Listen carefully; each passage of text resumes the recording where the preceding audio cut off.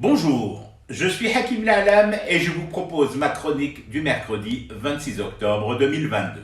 Elle s'intitule Bledar ou Nos. Faut vraiment vous surveiller, les camarades. Vous savez que les tensiomètres sont en vente libre dans les pharmacies. Vous devez en avoir un à la maison, voire deux en cas de panne du premier.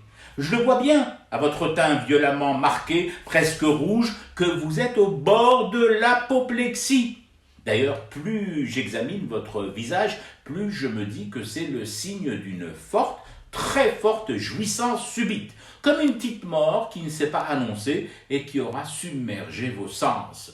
Oh là, oh là, oh là, mais c'est limite AVC cet état-là. Et tout ce chamboulement physique, métabolique, juste parce que le monarque saoudien, Mohammed Ben Salman, a annoncé qu'il ne pourrait pas venir au sommet arabe d'Alger sur avis de ses médecins. Ça, mais... Et voilà, rebelote.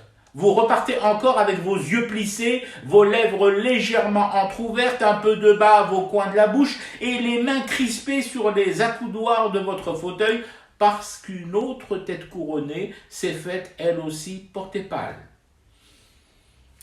Il y a du bassement libidinal dans ce genre de réaction, comme si les camarades éprouvaient un plaisir charnel à égrener ce qu'ils considèrent déjà comme la liste signant un cinglant échec. Ils vont finir par me faire une attaque, les doigts pris dans le boulier de leurs comptes et mes comptes. Vite, vite, vite, un défibrillateur, appelez le SAMU, alertez la protection civile et dites à l'imam de se tenir prêt, on ne sait jamais. Comment Yebougelb en arrivait à détester à ce point son pays? Parce que souhaiter l'échec du sommet arabe d'Alger, sauf à être un habs labellisé, je vous signale, camarades, que ce n'est pas détester Gigi ou Shengriha ou l'Amamra. Non, c'est cracher sur son pays, son bled. C'est refuser bêtement, de manière crasse, de voir rétrospectivement où était la Désédie, il y a de cela une petite poignée d'années et un clan de Marocains au pouvoir, et où elle en est aujourd'hui.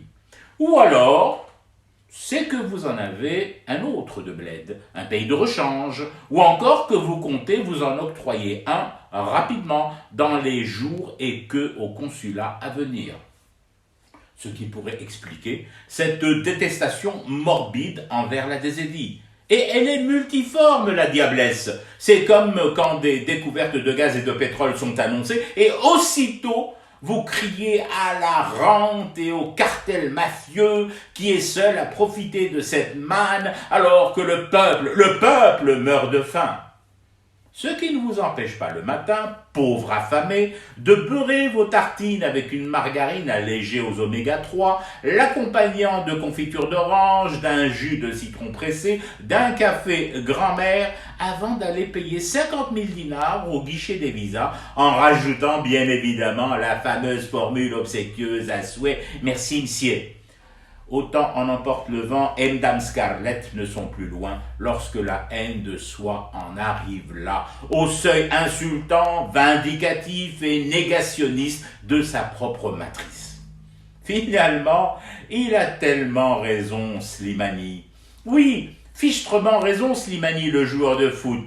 Je suis fier d'être un blédard, a-t-il balancé à la tronche d'un joueur adverse qui venait de proférer à son encontre une insulte raciste.